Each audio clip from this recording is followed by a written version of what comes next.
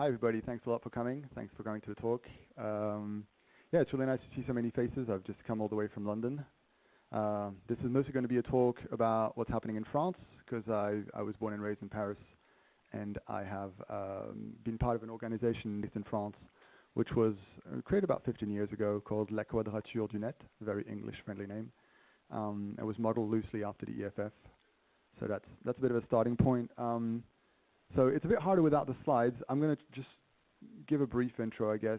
So the talk is about, we're calling it Technopolice, which is a bit of a weird name, but a fun name. The play on words there is a bit about like metropolises, and then the Technopolis, which is supposed to be like the technology-centered metropolis. And this is really a lot of what we're seeing is like, let's make the city more technological, let's make it, smart, let's make it safe. And when that started happening, we realized there was a lot of parallels with what was happening in the digital space. So that's how we got interested in that, because, yay, excellent. All right, cool. Thank you very much. So, yeah, so Technopolice. Now I've lost my train of thought, of course. So yeah, so La Quadrature du Net is an organization founded in 2008, and we were basically doing a lot of stuff in the digital space. So we don't like calling them digital rights, because then there's nothing digital about the rights. They're exactly the same rights as in, the away from keyboard world. It's just that we specialize in trying to defend them in the digital space. But yeah, so fundamental rights in digital space. And we started seeing all this stuff happening in the cities. Thanks, Mark. This is great. And for a long time, we couldn't, it seemed just out of our reach to do that. But as time went by, we just felt the need. We had to extend what we were doing, because it just became harder and harder to just avoid it, and we took bigger and bigger space in the French activism and sort of policy space. So as I was saying, sort of a play on word on the metropolis and the Technopolis, and the beginning of this campaign, so it's 2017, down in the south of France in sunny Marseille. One of our members lives down there, and one of our co-founders, and he starts seeing this thing show up. This thing called the Big Data Observatory of Public Tranquility, which is not at all ominous for a start. And so, yeah, it says down there, a technological platform of data management to better anticipate risk. So it's all this sort of very corporate, empty speak of saying we're going to use all this data, but never really quite explaining why. One sec. Can I get my notes on this thing too? Wow, it's like it does everything. And so yeah, so as we started looking at this and paying attention, we saw that this was popping up in really random places. Like you would expect maybe it to show up in Paris, in Brussels, in Marseille, in Lyon, like the big French and Belgian cities. But no, we were seeing it sort of all over the place, like really like lots of little towns that we'd never necessarily heard of. And so we saw these safe cities proliferate everywhere. This is actually a screenshot I took of the tool this morning, and I'll go more into the tools in a sec. But so, like each of these dots is actually a live link that you can click and go see about what's being deployed in each city. So I've clicked on Paris because it's probably the most obvious thing to click here. But you've got a variety of different projects going on here. So there's predictive policing. There are drones.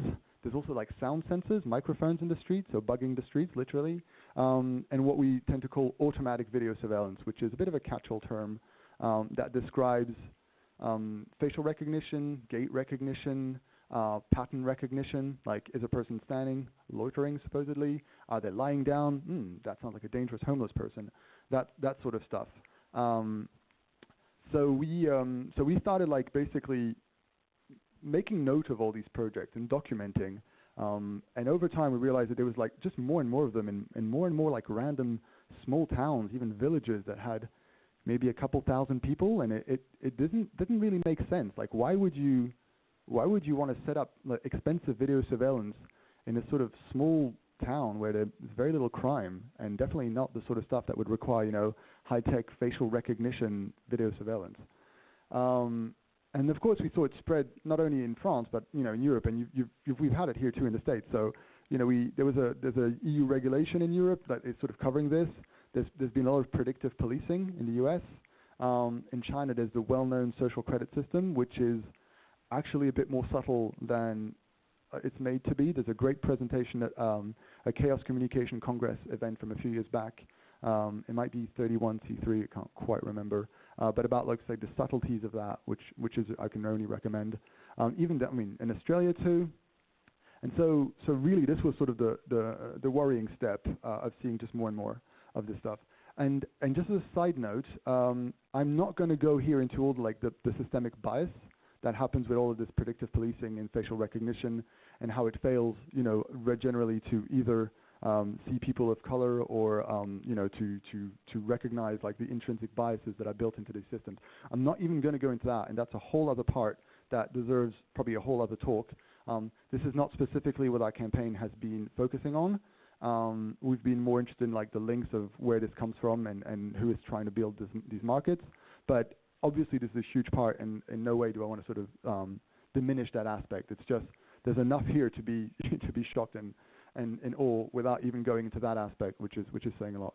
Just going to grab a little thing that I had notes on. I just remembered.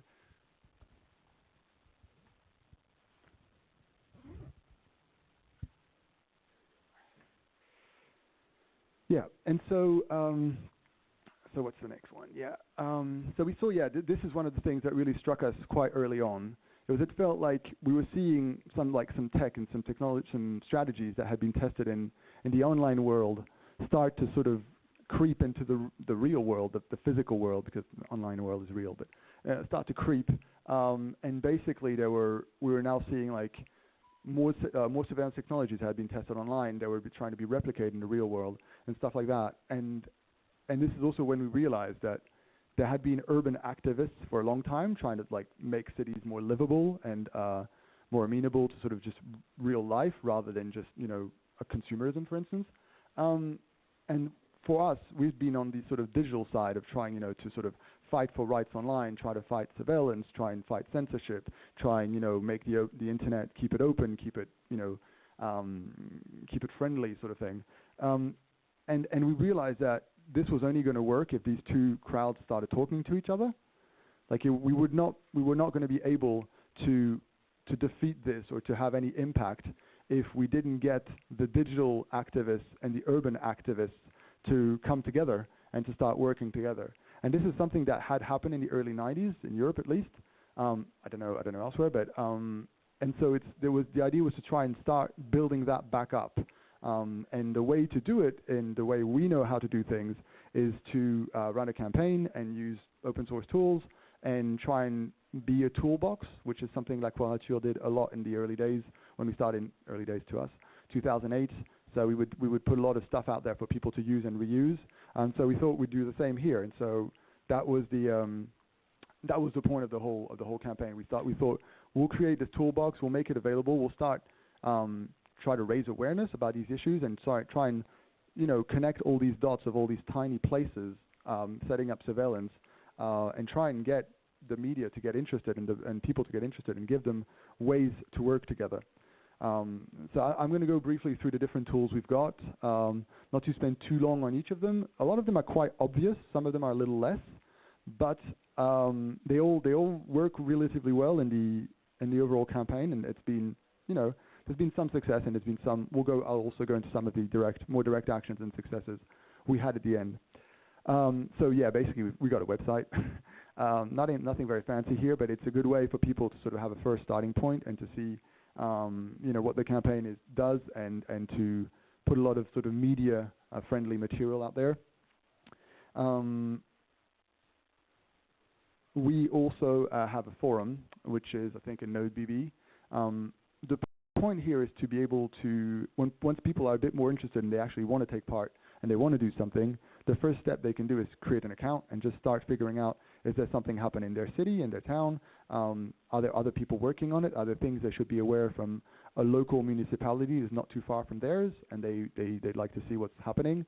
I was at Hope last week, and there was a really interesting talk about Minneapolis and how they defeated facial recognition in Minneapolis and got it banned at the municipal level. And this is exactly the sort of thing we're trying to do on the French level here, which is like give people who are trying to do that on a local level in their city and their municipality the tools to do that. One difference is that in the States, from what I understand, local politics are very different, And so the way it works in Minneapolis might not work in Chicago, might not work in San Francisco. So that's complicated. In France, we are lucky in that way that it's a bit more, we can replicate it a bit more. The local laws, the local rules basically are the same. So you don't get vastly different ways of doing things, which helps a lot. So it's easier, it's a bit easier for people to take inspiration from what their neighbors are doing, for instance. We've got a shared document database, which is not as active as it has been, but it's still a useful tool. It's an instance of UASI, and we use it to basically organize and share documents that people might find handy. So a forum is really not great for that because you'll easily get stuff lost and you have to rely on a search function. Here we can do something a bit nicer, which is we can start like organizing them, saying, you know, making them searchable, having an actual database of stuff. And that database is full of like FOIA requests and like instruction manuals for some of this video surveillance and facial recognition whenever we can get it. And there's a way we can get it sometimes, which is leaks. So we'll get into that in a sec. But also just, you know, like jurisprudence, activism toolkits. Maybe, you know, here's how you can do a FOIA request if you've never done one. Follow this guide. You know, you'll usually get good results.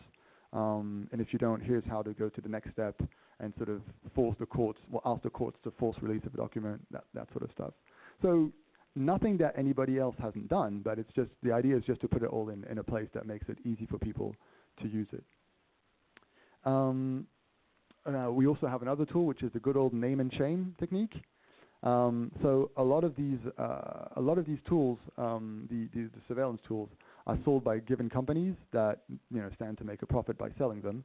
So we have a list of these companies, and we actually on the right you can see there's a graph that tries to tie together the different companies and how they relate to each other, how they work together, who is I don't know, a supplier of whom, and all that. So that's just a page on the website, but it's quite interesting. It sort of shows how the overall space sort of tries to document at least how the overall space interacts and functions. There are other people making another list. That's what that second line there says. Like here's another list of companies making these sorts of tools. So we're not the only people doing this, obviously, and that's something I think is important to say. It's like it's part of an overall movement to try and get this to function. For leaking, we've got a secure drop instance. So that allows, we haven't had huge success yet. So if anyone is in a position to be a whistleblower and leak more documents, please leak more documents. We need to know more about how these technologies function or claim to function, because that's a huge part of it. Also, they really are very obscure, and we don't necessarily know how they really work. We mostly know they don't work very well, but you know, we don't always have the technical data to prove it. So that's another thing. So yeah, so people who either work on the municipal side, government side, and who are doing the tenders, or people who are on the other side in companies, or they are invited to go in and leak documents on the secure drop. So I covered this a little bit before, but FOIA requests, they're in and of themselves, they are a really interesting tool. They're one of the only relatively reliable ways we have of documenting this and understanding. A lot of the time there should be a tender, but the tender's not properly done, or they will only release documents if really forced by a court. So in France we have a mechanism similar to FOIA, which makes it possible to release documents. And so this is how we've been able to get a lot of information about some of the different projects. Sometimes you just make a small request for something and they make a mistake and they send you back too much data. And then you can start digging into that and finding more and more information, and sometimes wild claims about things that we know technically are not possible, or like promises to local governments for things that are unlikely or just even really not desirable and would not look good in a PR campaign. So the messaging in some of these documents is not at all geared towards the greater public, which can be really interesting from our perspective, because then we can say, look, they're saying this on one hand, but they're actually selling this to the governments, to the local governments. There is a clear discrepancy. This is what they're really trying to achieve. A lot of this technology, of course, is sold under the guise of like making streets safer, but it doesn't do that much for that. I mean, from what we know, it's like this is quite a common finding in studies about video surveillance, but it doesn't actually prevent crime, it just moves it somewhere else. So this is a lot of time why these cities are using it. It's just so whatever happens in their walls moves away and goes somewhere else. So not really solving any of the issues. Another tool I really like is mapping. So a big shout out to the OpenStreetMap community, which is always a great community to work with. And people have taken on adding some of the surveillance mechanisms directly on maps. So that's a great way of representing stuff. I was hearing at Hope there used to be a map like 15 or 20 years ago in New York that would plot a way for you to get to point A from point B without being on video surveillance, and they had to stop because it was no longer possible to go from anywhere to anywhere without being on video camera. So like they just gave up on that tool. But beyond sort of the usefulness as a way of evading security, or not security but surveillance, sorry, which has now reached its limits, it is still useful as a symbolic and visual representation of surveillance. When you start putting all the cameras on a map, or even the other things like microphones, when they start putting those out there, you start realizing just how many there are. I live in London, and there's just so much video surveillance.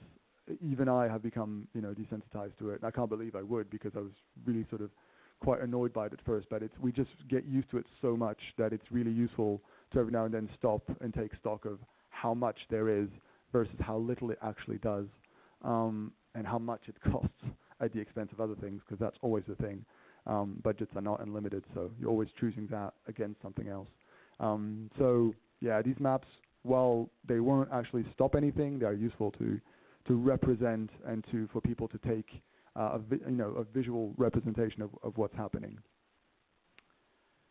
Now, some of the things that this campaign has done, which I'm really fond of, which has been a bit different from our usual campaigns, is we've done a lot more sort of boots on the ground stuff. So here is a really interesting action that happened in early 2020, I think, maybe late 2019. We discovered that they wanted to put a gate that would use facial recognition at the entrance of high schools as a sort of pilot experimental program, but they hadn't really informed kids. So I'm going to just go back a few to show you what it looks like. So this here, we played a little game, and we put this picture on Twitter, and we asked people to guess what it was. And you wouldn't really know, but these are actually facial recognition enabled gates to a school. And so that was quite shocking. And we went to the school, and we actually wrote a little pamphlet, which you can see there, a little flyer, and we basically told the students, are you aware of this? Do you know that they're trying to put facial recognition on the gates to the school? And a lot of the students, of course, were not. They had not been properly informed. So consent was another thing that was completely out of the question, because it was supposed to be an experiment, a laboratory thing, so no real reason to inform anybody. You can just sort of give it a try and see how it works out. And so yeah, we were sort of trying to tell the students, they're trying to get you to accept this and, not say anything about it and just go with it. And of course, quite a few of them were outraged. And so we took that to the French Data Protection Office, which is called the CNIL, and we were able to get them to ban it, to say, no, you can't experiment like this on students, this is just too much. So that was one of the things that was a success. But basically, yeah, doing more direct on-the-ground action, which is not something that was so much in our DNA initially, being a very online organization, and actually going to visit these places and visit these people, basically the people directly affected. And this is something I realized I forgot to say earlier, but a lot of the time, these projects are started out in areas where people have less time, less energy, less money to fight them. So they are usually deployed first in poor neighborhoods and very much target poor people first, and use that as a way, as a sort of foot in the door strategy to say, well, look, it was okay here, nobody complained, of course, and so now it's fine to sort of creep it up a bit and take it to other neighborhoods until eventually you get it all over the city. And this strategy is really disheartening. It's really quite disgusting, because it really is by design. Like, you target poor people first. And I was saying earlier, this idea of also like body pattern recognition, like detecting people who are standing too long or lying down. You know, they're not doing that in the nice neighborhoods and, you know, detecting who is having a good time and, you know, having a drink. They're literally hunting for homeless people or for people who just are hanging out outside because maybe they have less money and they don't have the means to go and entertain themselves by, you know, by spending money all day. So this is something that happens a lot, and this is sort of, I think, where the connection with the urban activists comes back fully, because it's really important to sort of take in consideration those aspects. Otherwise, you're just going to miss part of the strategy on the other side and part of how you should react to it. And also very much, if you want to give people the means to be able to act against these things, then you have to know who's affected first, and you have to sort of understand their context and not sort of, you know, parachute yourself in their lives and say, this is horrible, let us tell you why. Like, they know, they understand. They just, you know, sometimes they just need a bit of support to be able to take things into their own hands. And you don't necessarily need tons and tons of people to act against these things. You know, a small core group of very motivated people can make a difference. So here's something that I discovered earlier, I hadn't seen before, which I think is really interesting from my perspective. So that's a graffiti that was done, not by us, but that reuses one of the slogans from the campaign, which it basically says, it's in French, but it basically says, you know, please report yourself in case of suspicious behavior. Like, we don't, you know, nobody, just play your part and just do it directly. And so that's, and the whole campaign has a lot of that very sarcastic tone.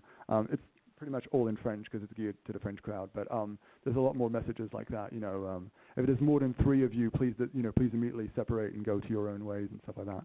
And so that was done like just outside a train station. So that the classic French-looking train station for anybody who's a train spotter. And this is maybe one of the most unusual parts of this campaign, I guess.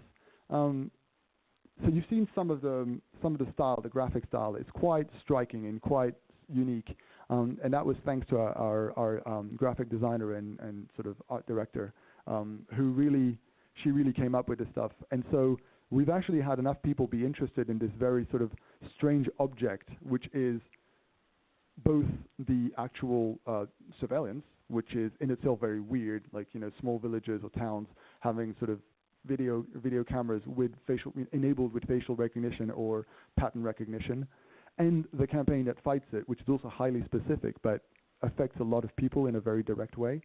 And so we've had several exhibitions that have taken some of this stuff from the campaign and made an exhibit out of it, which then serves again to sort of propagate the message and get more people to understand that this is happening and that, you know, this is really out there.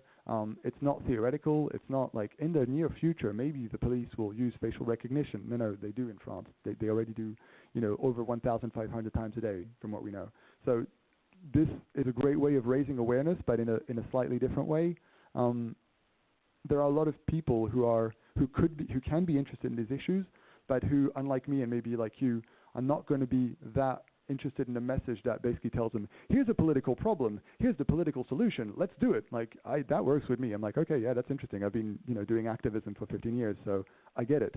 But a lot of people, that's not how they approach things. And so, you know, this is another way of reaching out to people that is really interesting. So I don't know how easy it is to replicate this one, because it's quite specific, but it does show that if you've got some interesting artwork that goes with your campaign, it can become like at a second degree a tool again, which is something I found very cool.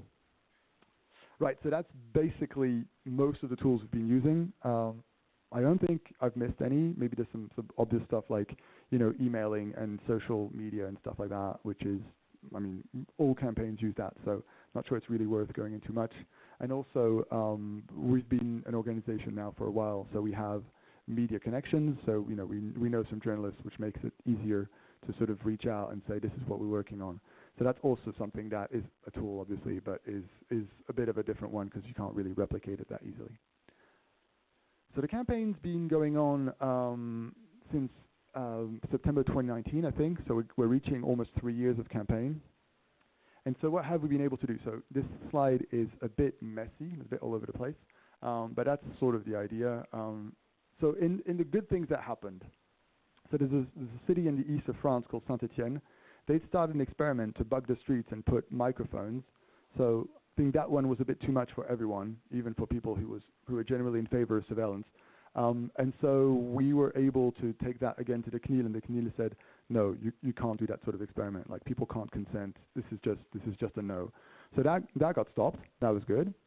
The one I was mentioning just before, the high school entry gates in the south east of France near Marseille, that also got banned in those two schools. We had a whole song and dance with the Paris police. They thought it was a fun idea to fly drones over demonstrators without any legal context that enabled them to do that. They just decided, well, we're the police, so if we're the police, what we do is legal, so, screw it, let's just do it. So they just started flying drones over the city during demonstrations, which, beyond the fact that it's illegal and unethical, is also dangerous because drones can fall and hurt people. So it was wrong on a bunch of levels. So we took them to court, and the court said, yeah, of course it is illegal. There's no law that enables the police to fly drones. You must stop flying drones. And so the police went ahead and kept flying drones because they're the police. So what are you going to do? Call the cops? So they just kept on flying drones. So we went back to court and said, this is not being applied. You need to apply this. The police are still flying drones. So we had a back and forth like that. And after, I think, the third time they got convicted, they got like an actual obligation, not like it's illegal, stop doing it, but like if you keep doing it, there are going to be consequences. So they stopped. And then the French government bailed them out by pushing a law through Parliament that said, oh, well, we'll just change the law. If the law doesn't give them the right to fly drones, we'll just change the law. So the little skirmish went back and forth. So now currently they are again allowed to fly drones because the law has changed, even though it was deemed illegal, I think 3, maybe 4 times. I can't remember exactly. So that's a little fun skirmish, and there'll be more in the future because maybe if we get a different political majority in the future, that law will be reverted, and then we'll be back to having the drones flying over the demonstrators be illegal. And this is an interesting example also in that it shows that these sort of fights, if you look at them in a binary way or in a sort of a warlike way, you can be very, you can easily get depressed that it's not working. Like, we went to court 4 times, we won 4 times, and the police is still literally spying on demonstrators and trying to recognize people and, sort of put them in databases through drones.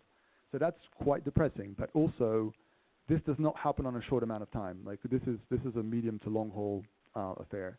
We're going to have to keep going. We're going to keep going. And the more people are aware of this, and the more politically toxic and radioactive sort of this blanket surveillance of the population when they just exercise basic civil rights like demonstrating or like, walking in the street, the more that becomes, unacceptable to engage in that sort of surveillance, the harder these laws are going to be to keep on the books. So while this is not really positive right now, I think the fact that we've had several victories shows that also, things do go sometimes in the right direction, and the symbolic cost to the opponent when basically they're the police, they expect to be able to do whatever they want. And now all of a sudden, here's this ragtag group of, random citizens and lawyers and techies who are just saying, no, you can't do this, and we're going to take you to court, and who win? And so that's a huge blow for them because they really don't expect that in the first place. And the prefect who was in charge of this whole, the Paris police, has just been fired very recently following another affair. Well, officially he resigned, but his time had come. And I'll cover that in a sec, but it was the Euro final at the stadium in France that you might have heard of, which was a whole debacle. The next one I really like, Orléans is a city in the west of France. So they are also trying, apparently they didn't see the writing on the wall, so they're trying to do street microphones again, so to bug the streets. So we attacked, and we said, you can't do this. Again, you can't do it. And we just saw, I think it was yesterday or this week, the brief that the company that does this, that builds these things, sent back in defense to say why it wasn't a problem. And the line is, I'll have to read it to you because it's just so creepy and so weird. So this company called Sensivic are saying that they don't capture sounds, but they perceive vibrations of the air. Wait. The next bit is even like, I don't even know. Please tell me if you understand the next bit. one mustn't confuse the sound as a physical order of magnitude, air pressure variation, and the message that humans can transmit using sound as a mechanism, speech. Yeah, so, I mean, this is my own translation, but I think it's quite close. It just, yeah, so they're not capturing sounds, they're just perceiving vibrations of the air. Sure. Yeah, it's like, it's almost self-satire. So I don't know if they realize when those people write that they might end up, you know, in a room with other interested parties. But sometimes, like, the PR writes itself. Like, do you realize what you're actually saying? You're really taking us for idiots and fools. So I don't know how that's going to go. That's ongoing. The Marseille case that started, so the Big Data Observatory, blah, blah, blah, from 2017, that case is still going on. It hasn't concluded yet. So who knows how that's going to go, but that's one of the next bits. And then elsewhere, we've obviously followed what happens in the US with interest, because that sort of is an interesting parallel to what's going on in Europe. And there's been some success in the US. I think San Francisco, Boston, Portland, and Minneapolis that I was mentioning earlier have all banned facial recognition. So it is possible to get results at the local level. As I was saying, French politics, the French political system and the US political system are different. So while some cities here can actually ban and have like strong control over what happens locally and in the municipal area, I think in France it's less the case. We need more of a national law, or using our favorite trick, but doesn't work all the time, a European law that then supersedes French law. That's a great thing to do at the European level. So we are, of course, in contact with our European peers, lots of other organizations in Europe, like people like Bits of Freedom or Open Rights Group, or like there's lots of other organizations that are really doing good work in Europe. I'm forgetting half of them, so if they listen, sorry folks, you know, we love you. There is a lot of work to be done. So ideally, we'll eventually get something at the European level to rein this in, and this is what the Reclaim Your Face campaign has been trying to do. But we'll get. I mean, I'll mention that a bit later on. But yeah, this is sort of the state of current legal and future legal actions. And so I'll go in 1 second to the future actions. That'll be sort of almost the last bit of the talk. But first, I just wanted to cover sort of, after all we've said about all this stuff, like, why is this happening? I think this might be one of the most interesting aspects of the whole thing. Like, why are they doing this? Why do we see this, like, a small town, 2,500 people, not that much crime, like, all of a sudden engaging, and the mayor being hell-bent on buying these really expensive contracts and full of, like, opacity, like, you know, you don't even really know how it works. The reports are all really messy and all that.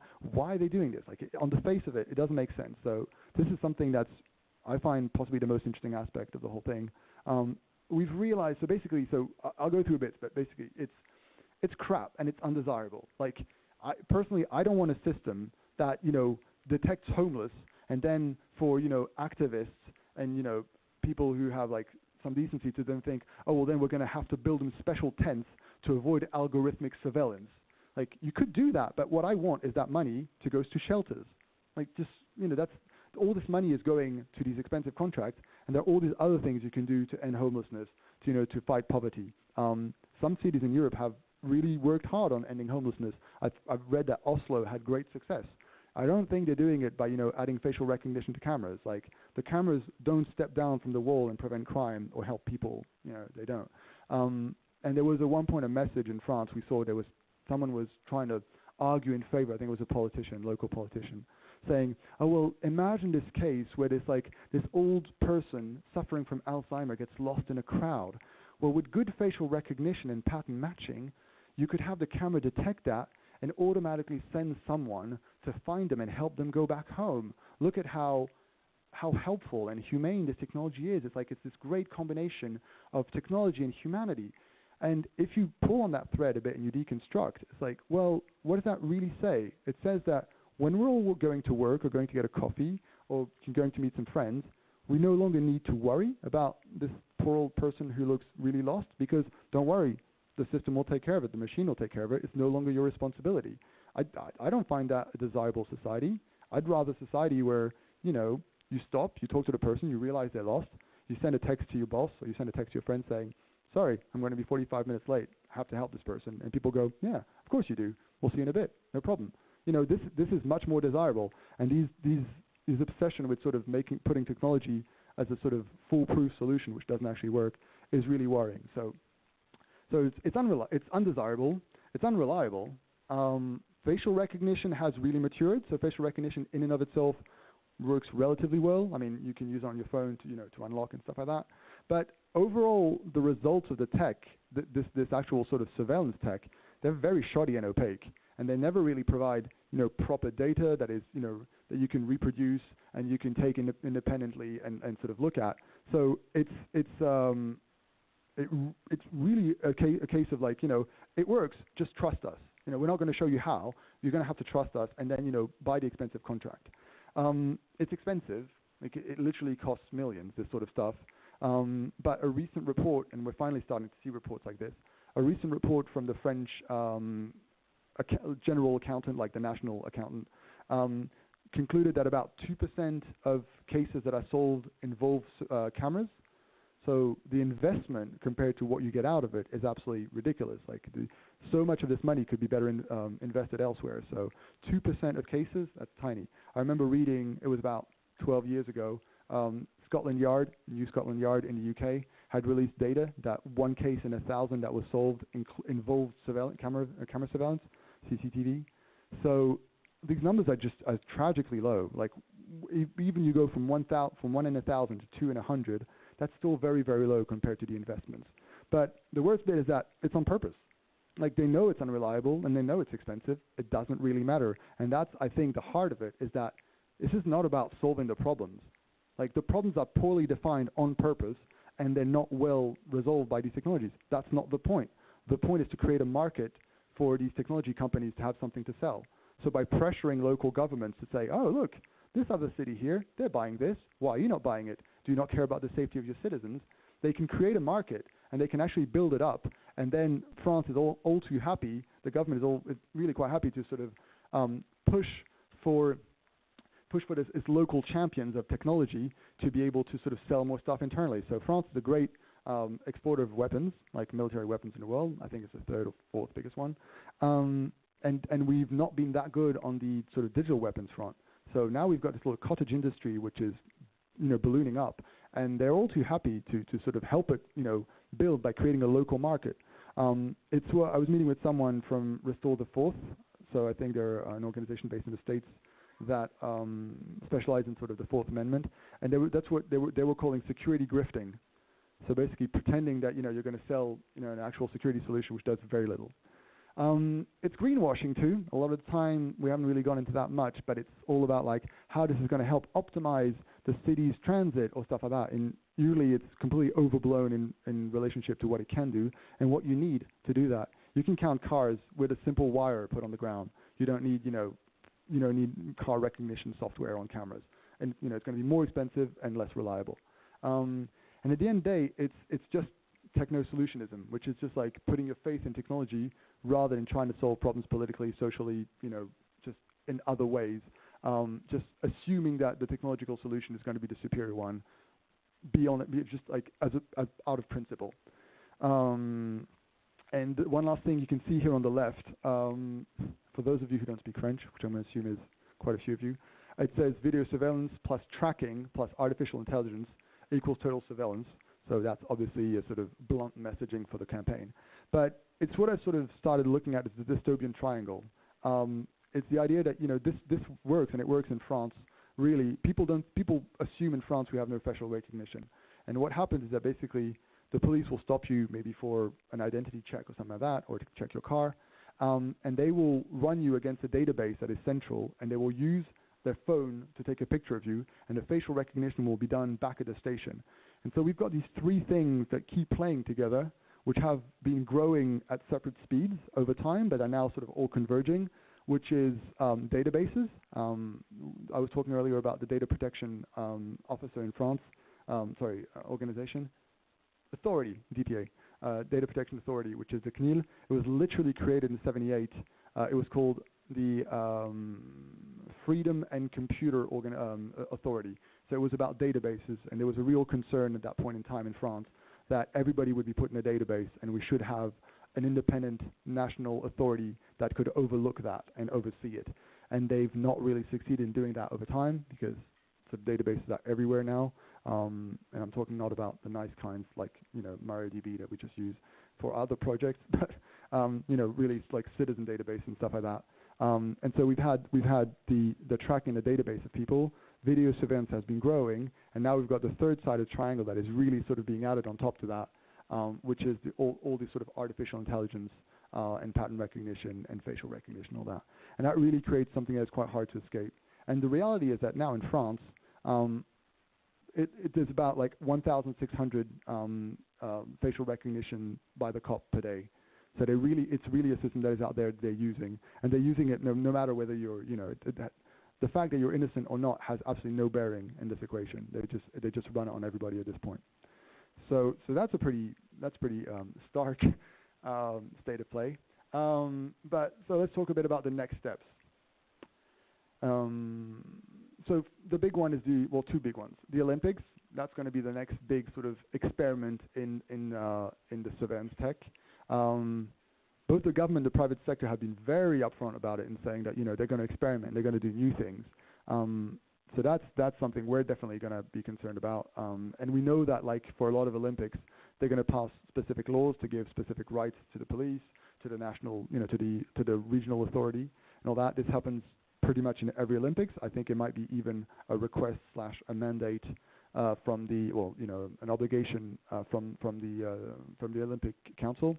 So that's one of the things that's happening, and the other half of that is, again, we're seeing the whole techno-solutionist bend coming back in full swing, with people throwing their faith into these technological tools, these surveillance tools, because they've lost the capacity to do crowd control and crowd management and sort of social organization in other ways. I was mentioning early on briefly the Champions League debacle at the Stade de France. So I'll go over that in a sec, because I don't know how much it made the US news. It made the news in the UK, but because it involved Liverpool football team, which is a big team. It was the final of the European League of Champions, so basically the best football club in all the countries in Europe. Went into and they had the final, which was Madrid versus Liverpool, I think. And the Stade de France, just outside Paris, is one of the biggest stadiums in Europe. I think it holds 80,000 people. So they had the final there. And instead of having proper crowd management, letting people through, understanding how streams of people work, making sure people don't get blockaded, people don't get stuck, it was a complete shit show. There's no other word. They started using tear gas. They started beating people. Well, I don't know how much they beat people. There was some beating, but it was a lot of tear gas against people who had legitimate tickets who were just trying to get into to the match. And the match was late. It started like 2 hours late. Weirdly, while the whole area is blanketed with video surveillance, there was an accident, and they deleted by accident the video surveillance data that would have been able to show how the police operated on the field and what decisions were actually made and were enacted on the actual field. So we know that the French police has lost a lot of its capacity to de-escalate situations, unlike other of their European peers. They've spent a lot of time they've just become objectively more and more violent over the years. And so that probably explains why they're putting so much faith in these tools, because they've actually lost the social know-how to just manage crowds. And so now they're thinking, well, we don't need to know this. We can just use these tools, and these tools will just solve it for us, which is, again, like the only word that really describes that well is techno-solutionism. And one last thing, which is a bit more positive, is we're starting a class action, a group action in France, against the Ministry of the Interior, because after 3 years of documenting all these things, we decided it might be time to actually sort of take this more generally to court and try and get more direct results. In 2019, we had a campaign that basically took Amazon, Google, Facebook, Microsoft, am I forgetting one? No, the 5 of them, to court about their business model, and basically saying that they couldn't just, spy on people. I'm simplifying, but basically they couldn't just spy on people and make money from that. And so that was quite a success. That led to some fines for Amazon and some fines for Google. Some quite large fines. I think it was like several million for Google. I can't remember the numbers exactly. And so we're trying to do the same thing. A lot of people signed up for the first one. A lot, depending on how you look at it. We had, I think, over 5,000 people, maybe 10,000 people sign up. So that was quite good. And so now is probably the time to be able to do another campaign of that kind. Yeah, so we're trying to use also the campaign as a way to get people to understand that this is happening right now, which is again a lot of the message. Yeah, and so that's essentially what I wanted to talk to you about. There's some links here. So the first one is just a general campaign website. The next one is our class action, group action. Reclaim Your Face is the European campaign that is run by our friends at EDRI, which is European Digital Rights. And Quadrature du Net is the name of the organization I'm part of. So yeah, thanks a lot. Thanks all for coming.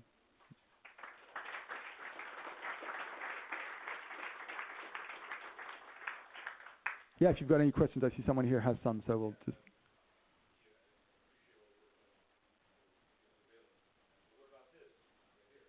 Yeah, of course. I mean, this is.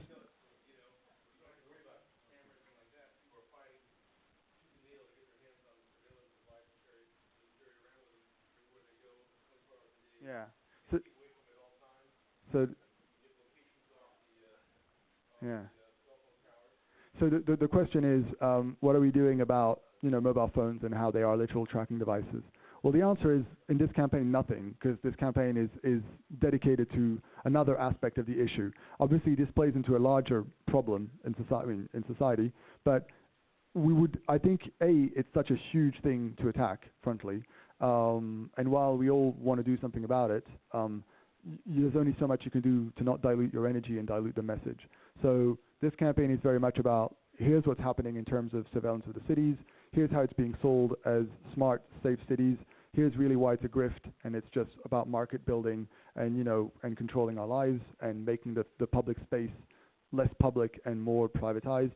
So we're trying to, as I was saying earlier, we're not even talking about the bias in this technology, which is a huge aspect. Like predictive policing, which just has like inherent racial bias, is just like incredible and horrible. So we're trying to keep this quite specific so that people get what we're talking about right here. And I think a lot of people will also get interested in further aspects, probably including the phone. I would expect those conversations just emerge. Sorry. Yeah.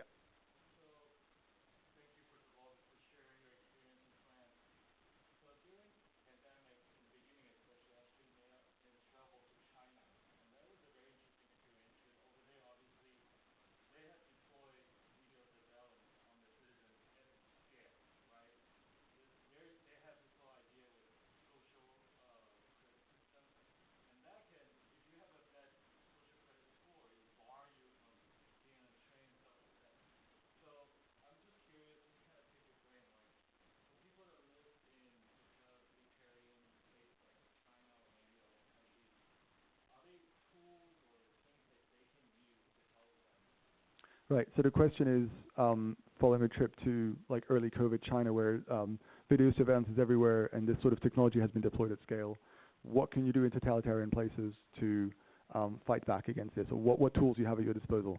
It's a really hard question, because one of the tools we have is basically public campaigning. I mean, we can do that in the safety. The worst we're going to get is some pressure, but we're not at risk in any personal way when we do this in France, for sure. We're not, France is thankfully not there yet.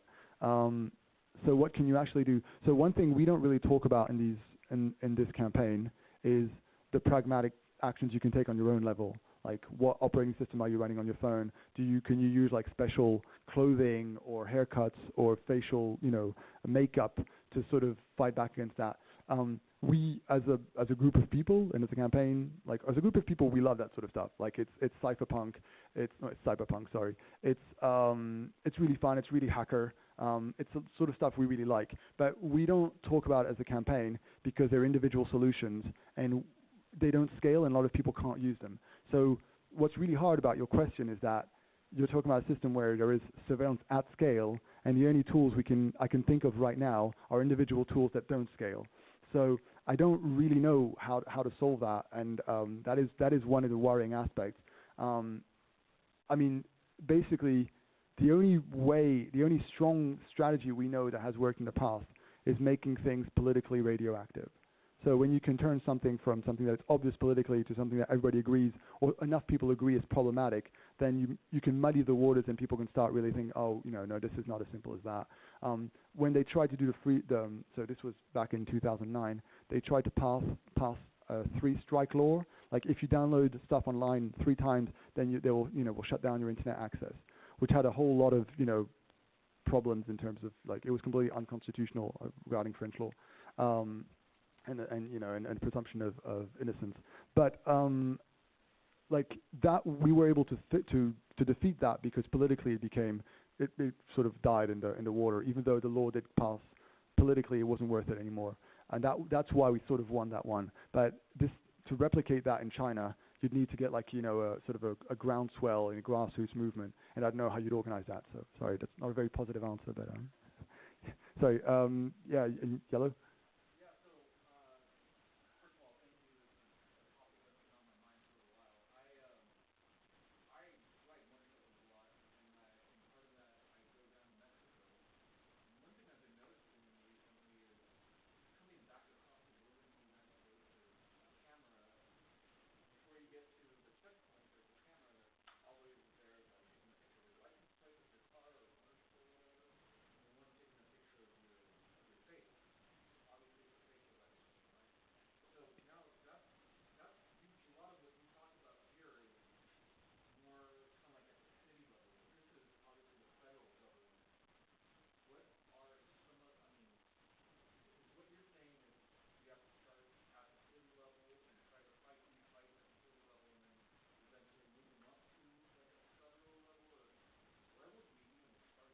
Right.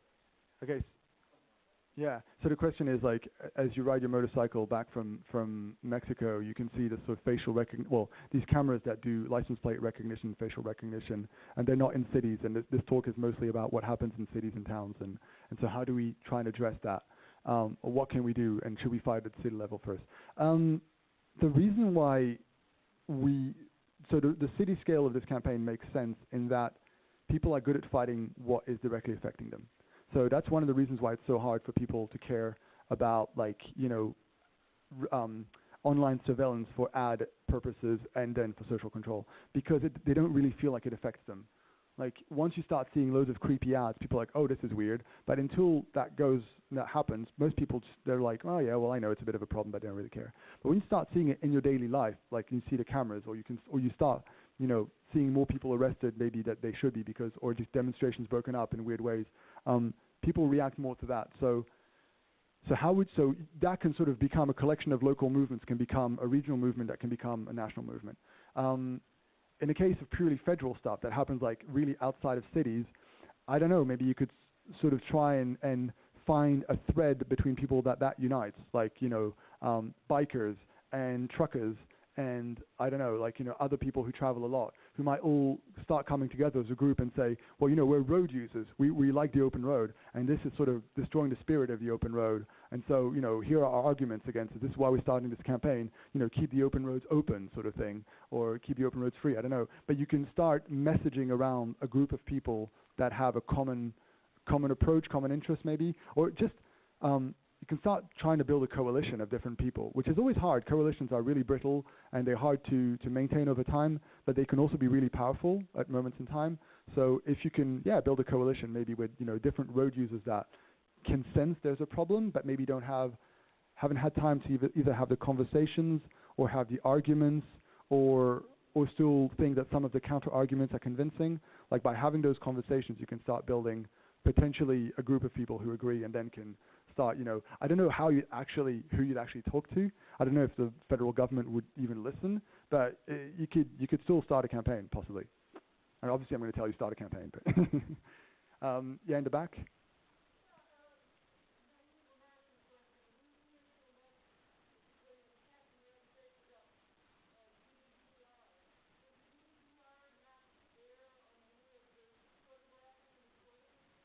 Right. So the question is, like, from an American perspective, or just in general, how does GDPR affect all of this?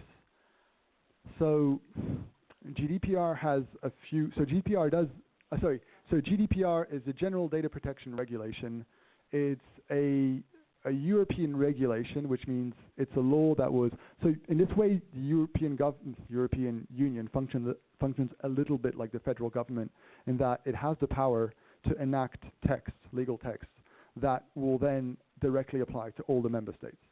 So so the regulation is a text that the European Commission and the European Parliament made happen, and that now applies all over Europe, and it even goes beyond because it applies to anybody that provides a service to European people, European citizens or people living in Europe. So it's really wide-ranging, and it's a very privacy-oriented text.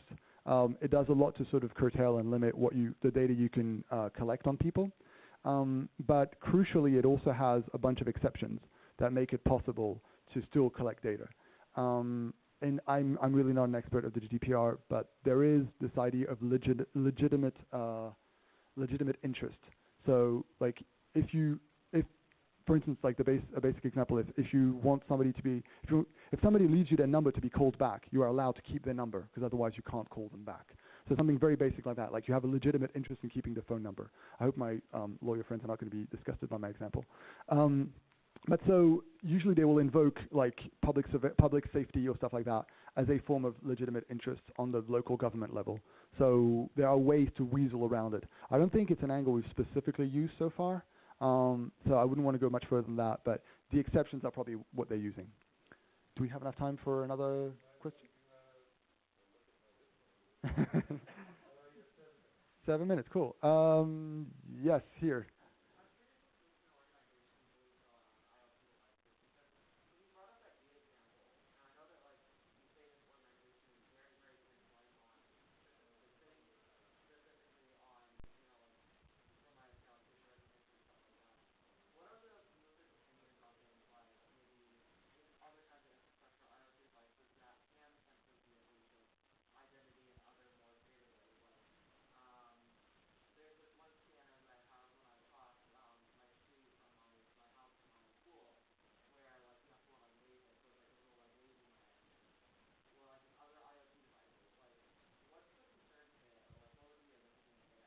Right. So the question is, we've talked a lot about like facial recognition and surveillance in cities. What about IoT devices and how they can be used either directly or indirectly, like creatively, to spy on people? So I mean, a bit of the same answer as before. Like the campaign talks about this so far because it's what we identified, and it's also the energy and the means we have. I mean, like Quadrature du Net is like 7 full-time people, 6 right now, I think. So with one of them only working full-time on this campaign and a bunch of volunteers. So yeah, sure. I mean, we'd love to do more stuff about IoT. We just need, a bigger budget, more people, more volunteers, more everything. So in a way, it also makes sense to let other people run other campaigns if they can. What are our opinions on it? I think we're all quite concerned literally about what you're talking, and how you can creatively reuse a lot of IoT stuff to turn it into surveillance networks and meshes.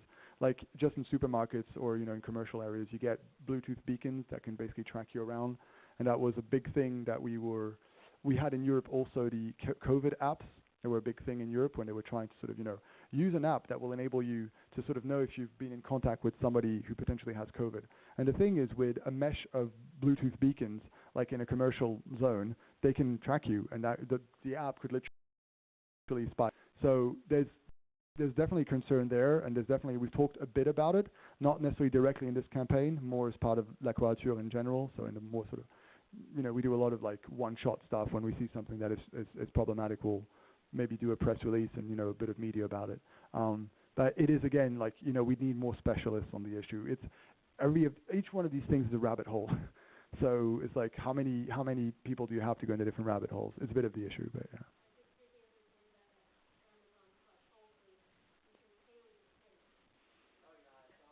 That's great. Sorry, there's someone in the back who's been sort of holding up their hands for quite a while.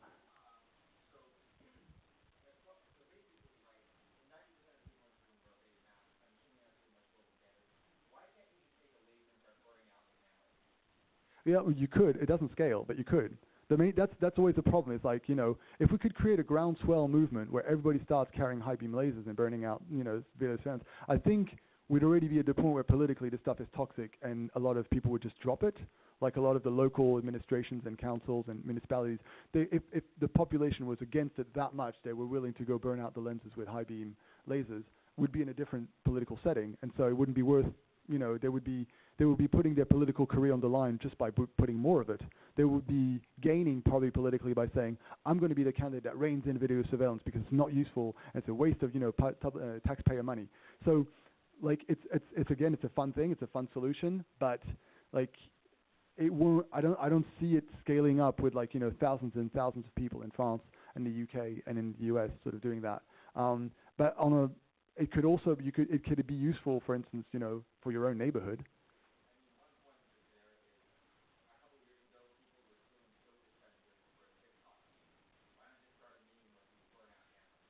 Yeah, I mean, there's a German campaign called Cam Over where they were ripping off cameras off walls. If you want to look that up. Yeah. So the person behind.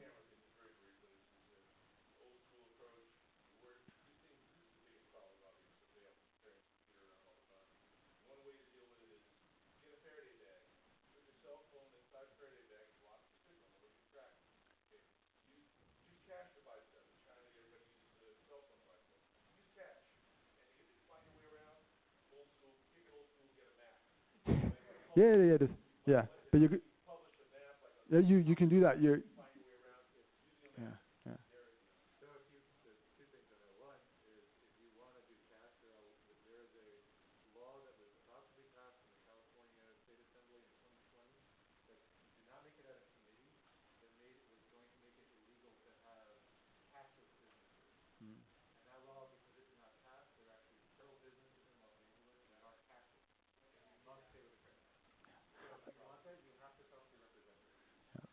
Yeah. In blue in the back. Yeah.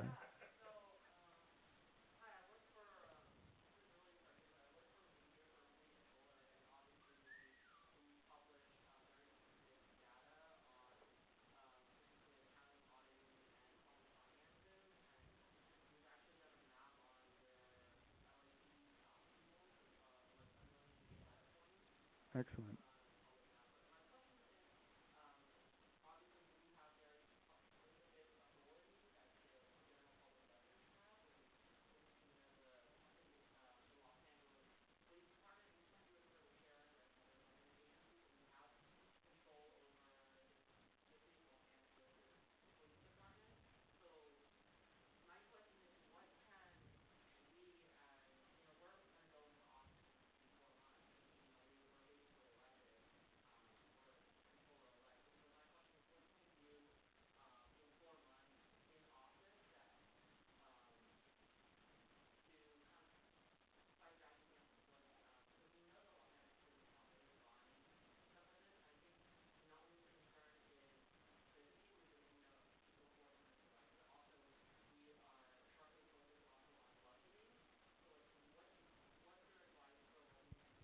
Right. So the question is, and I'm going to try to repeat it without getting it wrong.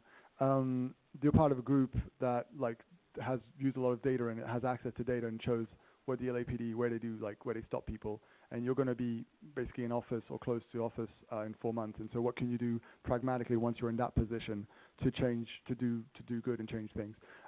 One thing I think I would request is documentation that proves how useful this stuff is. Like that is actually work.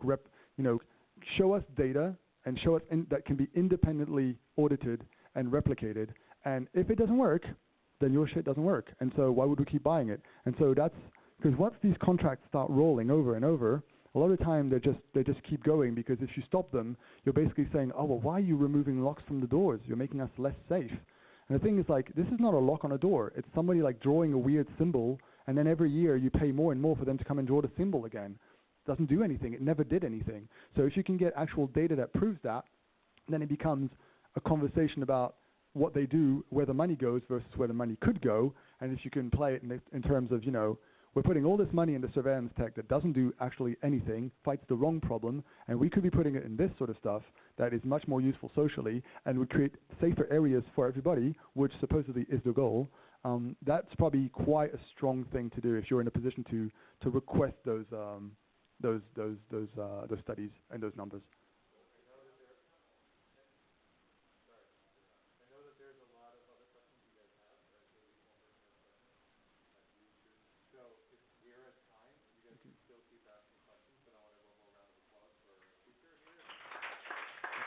Thanks a lot for coming.